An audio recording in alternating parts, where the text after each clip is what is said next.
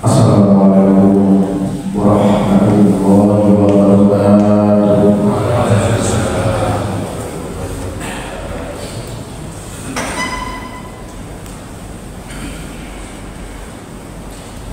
Allahu Akbar, Allahu Akbar.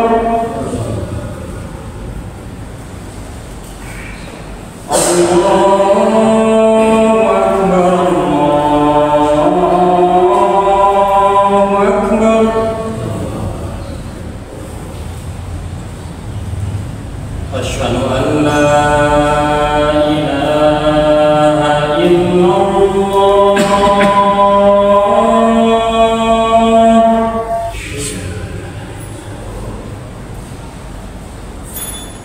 Asyhadu an la ilaha illallah.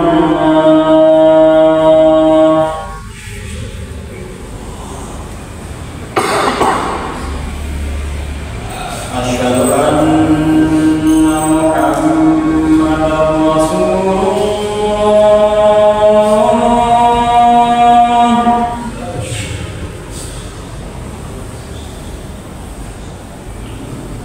Asyhadu anna Muhammadar Rasulullah.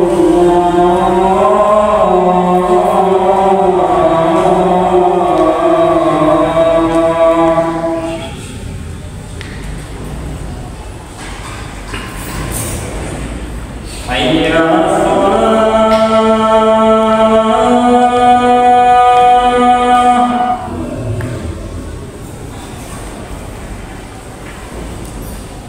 Hayya 'alas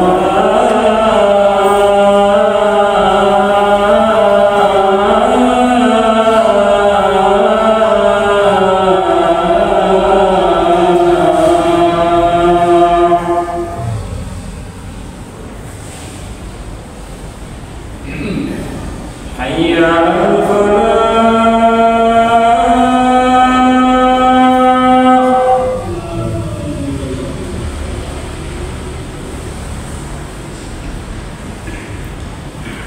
Hayya 'alal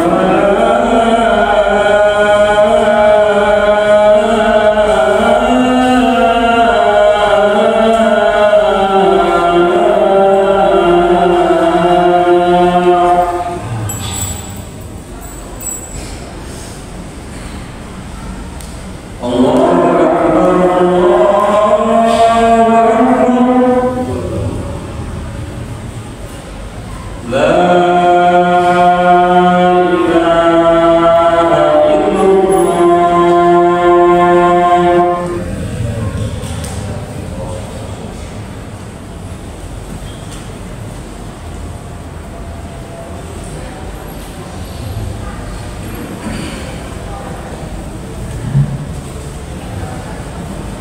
Innal hamdalillah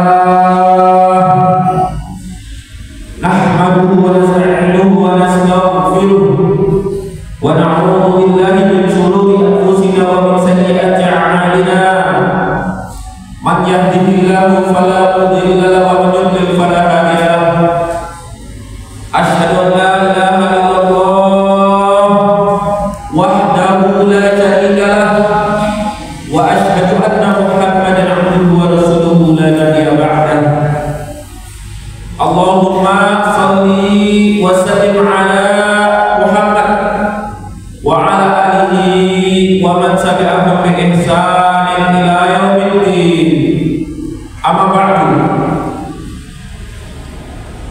Qad qala Allah ta'ala fi kitabihil karim. A'udzu billahi minasy syaithanir rajim. Ya ayyuhalladzina amanu taqullaha haqqa tuqatih wa la tamutunna illa wa antum muslimun. Allah Subhanahu wa ta'ala berfirman, wahai orang-orang yang beriman, ittaqullah, bertakwalah kepada Allah, tapi bukan dengan sebarang takwa, tapi ittaqullaha haqqa tuqatih, takwalah dengan cara sebenar-benar takwa. Wala tamutunna illa wa antum muslimun, dan jangan sekali-kali engkau meninggalkan dunia yang fana ini melainkan engkau dalam keadaan tunduk tunduk, pasrah, patuh, berserah diri sepenuhnya kepada Allah Subhanahu wa taala. Jamaah salat Jumat rahimani wa rahimakumullah. Di majelis yang berkah ini, di majelis yang dihadiri oleh khusus diwajibkan kepada para lelaki, maka ada ayat yang menyinggung para lelaki. Di dalam Al-Quran Allah Subhanahu wa taala menyebutkan dalam ayat An-Nisa ayat yang ke-34, di mana sebagian ulama tafsir mengatakan An-Nisa 34 dan 35 adalah indikator, barometer, alat ukur keberhasilan dalam rumah tangga. Apabila keluarga kita dekat dengan ayat An-Nisa 34 dan 35, maka insya Allah keluarga kita adalah keluarga yang diridhoi oleh Allah Subhanahu wa taala. Dan keluarga kita insya Allah penuh dengan amal soleh, penuh dengan ketaatan, dan penuh dengan kerukunan. Namun apabila sebaliknya rumah tangga kita jauh dari An-Nisa ayat yang ke-34 dan 35, maka na'udzubillahi min dzalik. Semoga tidak ada problematika yang menghantam rumah tangga kita. Jamaah rahimani wa rahimakumullah. Yang menarik dalam ayat ini, Allah Subhanahu wa taala memulai dengan pemilihan kata yang luar biasa. Allah mengatakan ar-rijal, laki-laki. Ar-rijalu qawwamuna 'alan nisa. Laki-laki itu semestinya menjadi qawwam bagi perempuannya. Allah tidak mengatakan dengan inna, dengan kalimat-kalimat yang lain, tapi Allah memulai dengan kata ar-rijal, seakan-akan apapun yang ada dalam rumah tangga ini, baik buruknya dimulai dari laki-laki. Barulah Allah mengatakan ar-rijalu qawwamuna 'alan nisa. Jamaah rahimani wa rahimakumullah. Dalam berbagai tafsir kami temukan ada 9 poin yang menunjukkan makna qawwam. Namun saya ringkas menjadi 5. Yang pertama adalah qama yaqumu, istiqamah. Laki-laki yang qawwam adalah laki-laki yang berperan di dalam rumah dan di dalam rumah. Dia aktif, dia berperan mencari nafkah di luar rumah, tapi juga menjadi kepala rumah tangga ketika sudah di rumah. Dia bertanggung jawab atas semuanya yang di dalam rumah. Dia ikut serta dalam parenting atau pengasuhan anak-anaknya. Dia aktif mendidik istrinya agar menjadi lebih baik dan lebih soleh. Kedua, makna qawwam adalah tanggung jawab dan adil. Tanggung jawab dan adil khususnya dalam memberi nafkah lahir dan batin. Meskipun istri memiliki tabungan yang banyak, walaupun istri memiliki gaji pokok yang cukup, namun tetap suami bertanggung jawab memberikan nafkah yang cukup bagi keluarganya. Yang ketiga, makna qawwam adalah nidhamu syai' wa imaduhu. Nidhamu syai' wa imaduhu berarti menjadi pilar yang kokoh dalam rumah tangga. Kalaulah masjid yang indah ini berdiri kokoh dengan berbagai pilarnya, maka kalaulah kaca, kalaulah pintu, kalaulah jendela AC yang rusak, apakah masjid ini tetap berdiri kokoh? Jawabannya iya. Tapi kalau pilar yang sudah mulai retak, maka menunggu waktu masjid ini pun akan roboh. Itulah analogi rumah tangga. Laki-laki bagaikan pilar.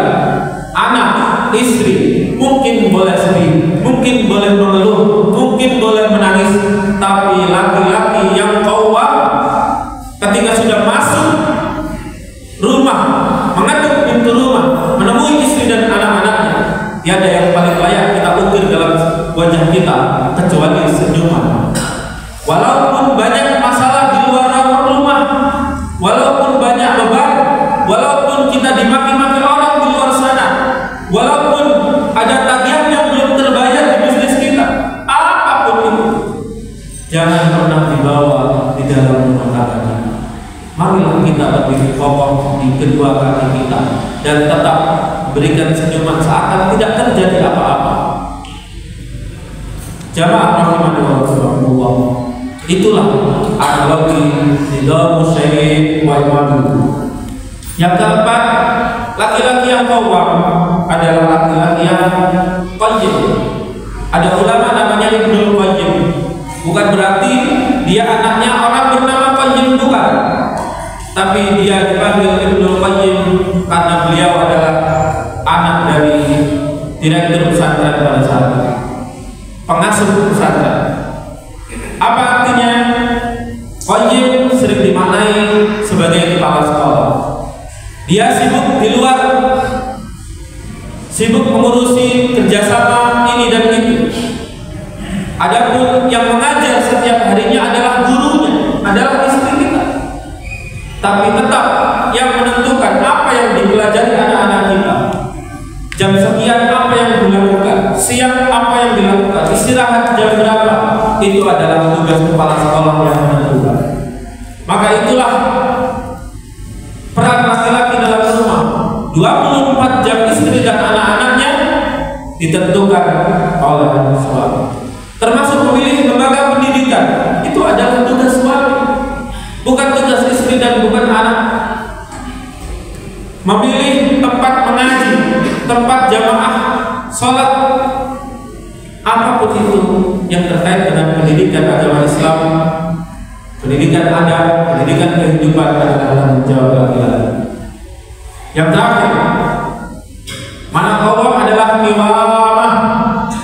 Kiwamah berarti meninggikan derajat keluarga. Minimal kalau nama kita sebagai laki-laki disebut di telinga istri dan anak-anak kita, mereka merasa bangga. Tapi sebaliknya, kita tidak kiwamah apabila nama kita disebut di telinga istri dan anak-anak kita, mereka murka, mereka malu, mereka minder, maka kita tidak ada kewibawaan di mata istri dan anak-anak kita. Jemaah rahimahullah, inilah makna qawwam dalam Al-Quran menurut para ulama tafsir. Yang pertama, berperan di luar rumah dan di dalam rumah. Kedua, dia tanggung jawab serta adil. Ketiga, dia nidhamu syai' wa imanu sebagai pilar dan kokoh dalam rumah tangga. Keempat, dia qayyim. Dia adalah kepala sekolah dalam rumahnya. Dan terakhir, dia adalah kiwamah. Dia menjadi kebanggaan istri dan anak-anaknya. Inilah qawwam yang diinginkan oleh Allah Subhanahu wa ta'ala. Menariknya, Allah Subhanahu wa ta'ala memberikan janji kepada kita semua. Siapapun yang qawwam, maka Allah Subhanahu wa ta'ala melanjutkan pada ayat selanjutnya. Fasalihat, ketika Anda sudah qawwam, maka istri Anda Allah janjikan menjadi istri yang salihah. Tidak hanya salihah, tapi kualitas. Dia adalah istri yang patuh kepada kita. Dia taat tanpa tahu. Apapun perintah kita, selama bukan kemaksiatan, dia patuh atas perintah kita. Tidak hanya salihah, tidak hanya kualitas, tapi juga kata Allah, Allah janjikan istri kita adalah hafidhatul lil ghaib. Istri kita menjaga kewibawaan kita, ada kita maupun tidak ada kita. Dia main ke tetangga, dia main ke saudara, main ke teman-temannya, main ke rumah orang tua, ke mertua. Dia adalah sosok wanita yang menjaga kewibawaan kita. Suami mana yang tidak menginginkan 3 ciri wanita ini? Istri yang salihah, istri yang taat tanpa taat, rapi di depan suaminya, dan istri yang menjaga kewibawaan suaminya dimanapun dia berada. Ini adalah 3 janji Allah apabila kita mau menegakkan qawamah dalam rumah tangga kita. Aku qouli hadza wa astaghfirullah li wa lakum wa lisa'iril muslimin innahu huwas samiul 'alim.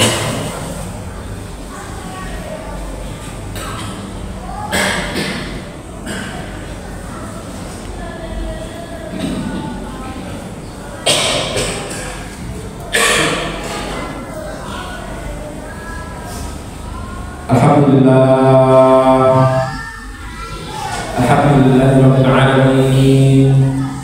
Wassalatu wassalamu ala Rasulillah Muhammad sallallahu alaihi wasallam. Jamaah salat Jumat rahimani wa rahimakumullah. Apabila kita sepakat, kita menginginkan 3 ciri-ciri. Yang pertama salihah, yang kedua kualitas taat pada kita, yang ketiga hafidhatul ghaib, menjaga kewibawaan kita. Maka selain qawamah, Allah Subhanahu wa taala juga menginstruksikan kita dalam ayat selanjutnya, di mana Allah Subhanahu wa taala mengatakan fadallahu ba'dahum 'ala ba'd. Ya, menanamkan pendidikan qawam memang tidak mudah, tapi Allah sudah melebihkan kita secara fisik, secara waktu, secara kecerdasan dibandingkan wanita, agar kita bisa menegakkan qawamah atau kepemimpinan dalam rumah tangga kita. Selanjutnya adalah wa bima anfaqu min amwalihim, dan nafkahkanlah hartamu min amwalihim, dari sebagian dari yang engkau peroleh. Yang ingin saya garis bawahi, Allah tidak mengatakan anfaqu amwalahum, infakkan, nafkahkan kepada istrimu semua hartamu, tidak. Tapi Allah mengatakan min amwalihim. Apa arti min amwalihim? Min amwalihim sudah berarti kita sepakati sebagian dari harta yang kita peroleh.